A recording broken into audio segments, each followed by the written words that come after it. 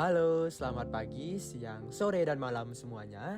Kami dari kelompok 2 ingin membahas pembagian materi yang kami dapatkan, yaitu tentang Advanced Material in Biomedical Engineering. Sebelum itu, perkenalkan nama saya Ikomang Alin Artawiguna dengan NIM 1010524000067. Halo, perkenalkan nama saya Wirahyu Pratama dengan NIM 1010524000074. Advanced Material in Biomedical Engineering adalah bidang yang mempelajari dan mengembangkan material-material canggih yang digunakan untuk aplikasi di dunia medis dan kesehatan. Ini merupakan bagian penting dari teknik biomedis karena material yang digunakan harus biocompatible, di mana tidak beracun dan bisa diterima oleh tubuh, kuat dan seringkali harus bisa berinteraksi secara aktif dengan sistem biologis. Advanced material mencakup segala material, alat, dan teknologi berfungsi menjamin kesehatan manusia seperti berikut: biomaterial seperti nanomaterials, hydrogel, 2D materials, biopolymer, komposit, biohybrids, dan biomimetics, biointerferes, dan seperti antimicrobial surface dan coating, nanomedicine dan nanoteknologi, tissue engineering, dan regenerative medicine, serta alat untuk kesehatan. Apa sih advanced material dalam konteks biomedis? Advanced material dalam konteks biomedis harus memiliki sifat-sifat seperti ini. Apa saja? Yang pertama yaitu biokompatibilitas, yaitu tidak beracun dan tidak memicu reaksi penolakan tubuh. Yang kedua yaitu bioaktif, yaitu mampu merangsang respon biologis tertentu seperti regenerasi tulang pada implan contohnya. Yang ketiga yaitu biodegradabilitas, yaitu bisa terurai secara alami dalam tubuh tanpa efek samping berbahaya. Contohnya jahitan pada luka. Yang keempat yaitu responsif terhadap lingkungan biologis, bisa merespon suhu, pH, dan sinyal biokimia. Biopolimer adalah polimer alami yang bisa terurai secara biologi dan aman untuk tubuh. Polimer ini diproduksi oleh organisme hidup seperti kitosan, alginat, dan BLE. Biocompatibility-nya dan biodegradability-nya menjadikan pilihan menarik untuk rekayasa jaringan, resin luka, dan sistem pelepasan obat. Berikut aplikasi di bidangnya. Scaffold untuk rekayasa jaringan, misalnya kulit, tulang, dan tulang rawan. Sistem penghantaran obat atau drug delivery seperti kapsul yang larut dalam tubuh. Dan terakhir, pembalut luka yang mempercepat penyembuhan. Selanjutnya ada nanomaterial, yaitu material yang memiliki sifat fisik dan kimia unik, seperti luas permukaan sangat besar dan kemampuan interaksi molekul yang tinggi. Contohnya, nanopartikel emas, quantum dots, dan carbon nanotube. Pengaplikasiannya yaitu theranostics, yaitu gabungan terapi dan diagnosis. Yang kedua, pencitraan sel dan jaringan. Yang ketiga, sensor biosignaling, yaitu misalnya mendeteksi sel kanker. Hydrogel merupakan material seperti gel yang sangat kaya dengan air dengan struktur 3 dimensi yang memiliki daya serap air yang tinggi. Sifatnya yang mirip dengan jaringan biologis menjadikannya ideal untuk aplikasi seperti perancah dalam rekayasa jaringan, sistem pelepasan obat terkontrol, dan sensor biologis. Contoh materialnya seperti polyethylene glycol atau PEG, polyvinyl alkohol PVA, alginate, dan chitosan hydrogel. Aplikasi di bidangnya seperti wound dressing atau membantu menjaga kelembapan luka,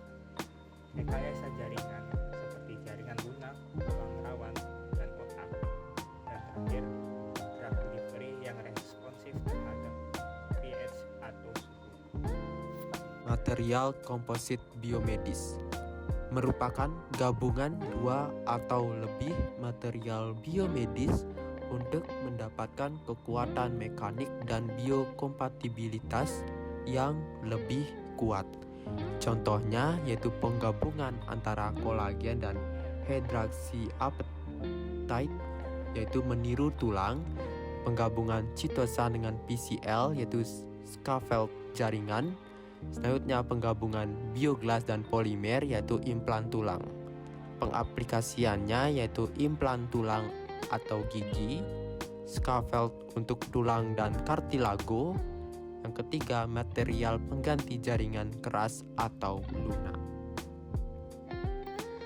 Smart materials atau material pintar merupakan material yang bisa merespon rangsangan dari lingkungan seperti suhu, pH, medan listrik, atau cahaya, lalu berubah sifat atau bentuknya. Contohnya adalah shape memory alloy atau SMA yang dapat kembali ke bentuk semula saat dipanaskan. Thermoresponsive hydrogel yang dapat mengembang atau mencur tergantung suhu, dan pH responsive polymer yang digunakan untuk menghantar obat ke tumor pada lingkungan yang asam. Contoh aplikasinya adalah drug delivery yang presisi, misalnya hanya melepaskan obat saat suhu tubuh naik, stent atau kateter pintar, dan implan yang bisa berubah bentuk saat diaktifkan.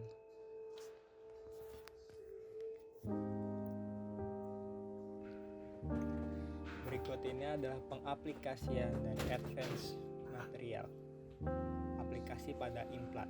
Contoh material titanium alloy atau PIIK dengan keterangan kuat dan biokompatibel. Selanjutnya ada rekayasa jaringan. Contoh material hydrogel scaffold biodegradable yang dapat membantu regenerasi organ.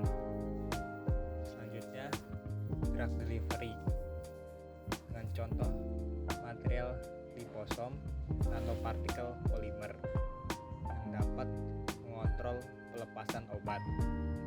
Kemudian biosensor dengan contoh material graphene atau nanowire dengan fungsi deteksi biomolekul secara presisi. Dan terakhir wound healing dengan contoh material chitosan atau hydrogel antibakteri yang dapat mempercepat penyembuhan luka. Berikut ini contoh pengaplikasian advanced material. Lipoic acid is an important molecule that our bodies make to help with aerobic metabolism, but you can actually use it to make a really fascinating polymer. If we melt lipoic acid and then add a little diisopropyl benzene and some ferric chloride, the lipoic acid will undergo a ring opening polymerization to form a polymer that has both dynamic and fixed bonds. We can take the molten polymer and pour it into a mold to make lots of different shapes. Now, after the polymer is cooled, it actually has some really weird properties. For starters, it can be stretched nearly 100 times its original length without breaking. The dynamic nature of the disulfide and hydrogen bonds in the polymer, though, means that it also shows self-healing properties. If we cut the polymer in two, we can simply press the two cut ends together for a few seconds. This gives the exposed molecules time to create new bonds and actually heal the damage. Pretty cool. Video ini membahas bagaimana asam lipoat dapat digunakan untuk membuat polimer. Prosesnya melibatkan pelehan asam lipoat, kemudian penambahan isopropanol benzena dan ferric chlorida yang menyebabkan polimerisasi pembukaan cincin. Polimer yang dihasilkan memiliki ikatan dinamis dan tetap, memberikan sifat yang tidak biasa. Polimer dapat direnggangkan hingga hampir 100 kali panjang aslinya. Ia juga menunjukkan sifat penyembuhan diri karena sifat dinamis dari ikatan disulfida dan hidrogen. Jika dipotong, polimer dapat disambungkan kembali dengan menekan ujungnya bersama-sama, memungkinkan ikatan baru terbentuk dan menyembuhkan kerusakan. Dengan adanya polimer asam lipoat ini digunakan dapat berpotensi dalam aplikasi biomaterial seperti implan bedah dan perangkat medis. Polimer sintetik yang dapat diserap secara biologis dan dapat mendorong sel untuk meregenerasi jaringan sendiri dan dapat melepaskan obat bius, antiinflamasi, dan antibiotik.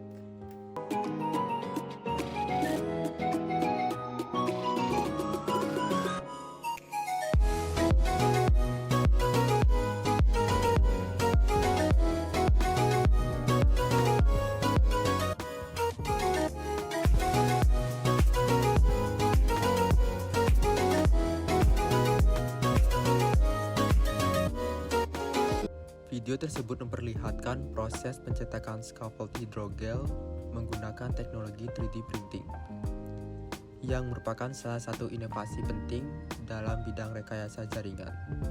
Scaffold adalah struktur pendukung sementara yang dirancang untuk meniru jaringan tubuh, sehingga sel-sel dapat tumbuh dan berkembang di atasnya.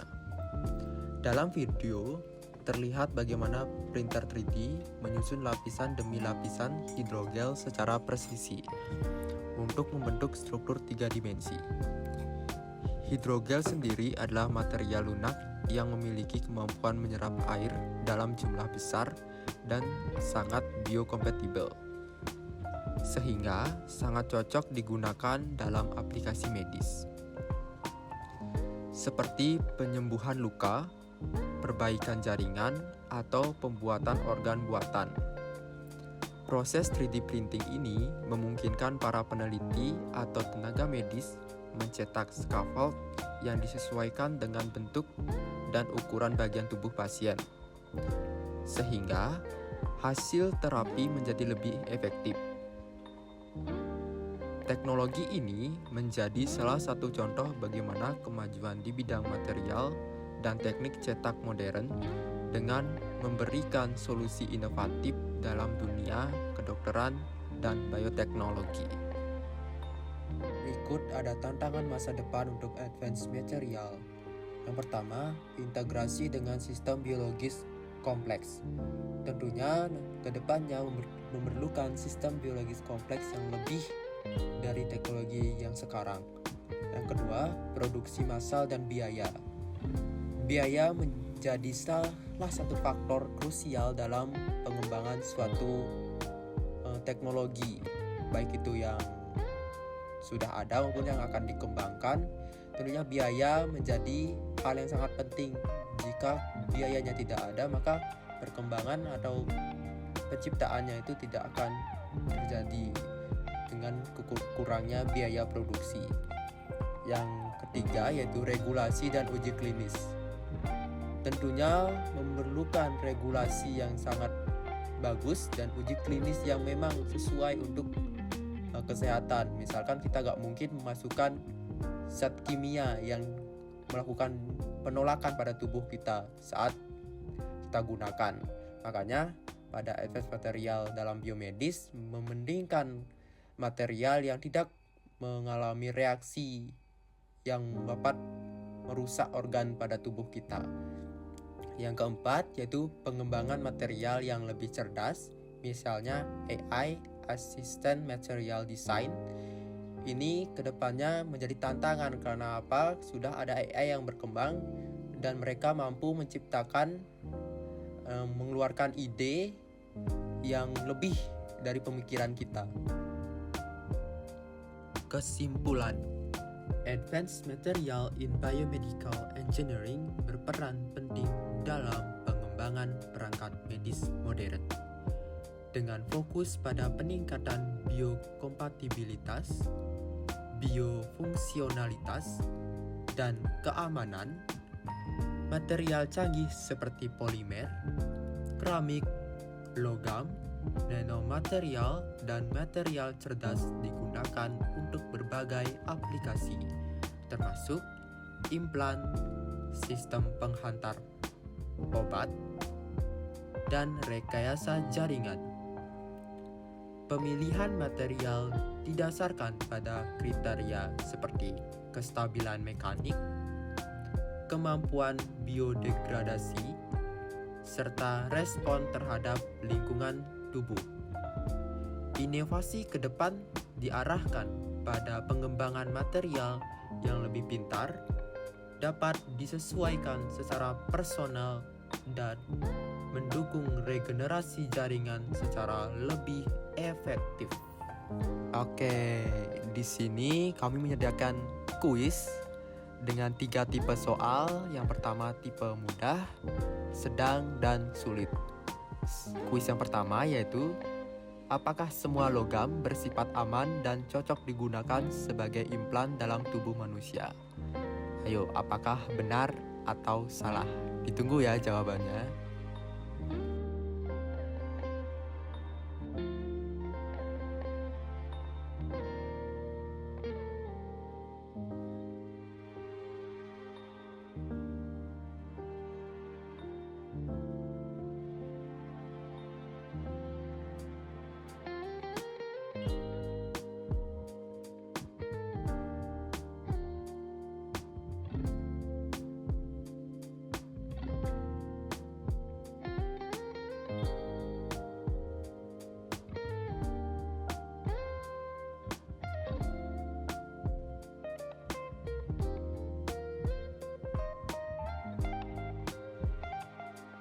Jadi, pernyataan tersebut adalah salah. Lanjutnya, inilah tipe yang kedua, yaitu soal sedang. Salah satu keunggulan nanomaterial dalam sistem penghantaran obat adalah A. Tidak dapat didegradasi oleh tubuh, B. Ukurannya besar sehingga mudah dideteksi, C. Memiliki luas permukaan tinggi untuk interaksi dengan sel, D. Mudah larut dalam semua jenis cairan. Yang menyimak penjelasan kami pasti mudah untuk menjawabnya. Ditunggu ya jawabannya.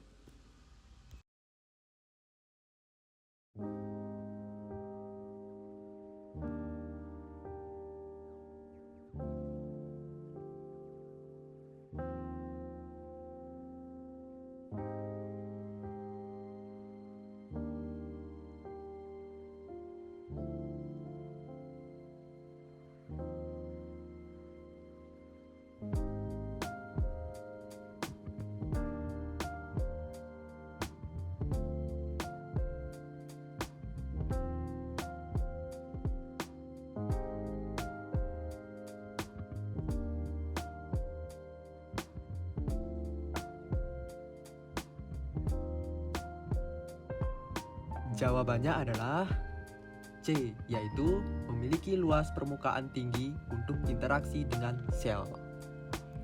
Tipe soal yang terakhir nih, yaitu tipe sulit.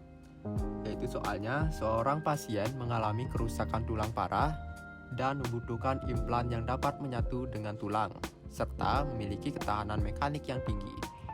Dari pilihan berikut, mana material yang paling tepat digunakan dan mengapa?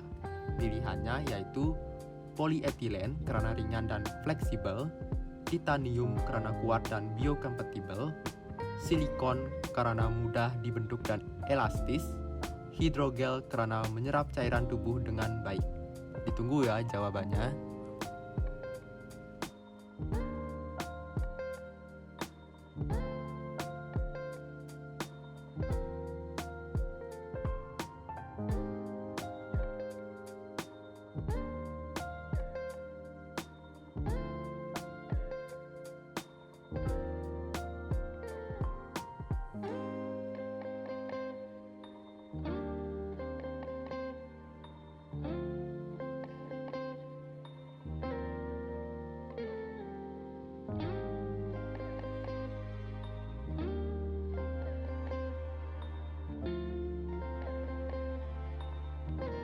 Jawaban soal ini adalah B.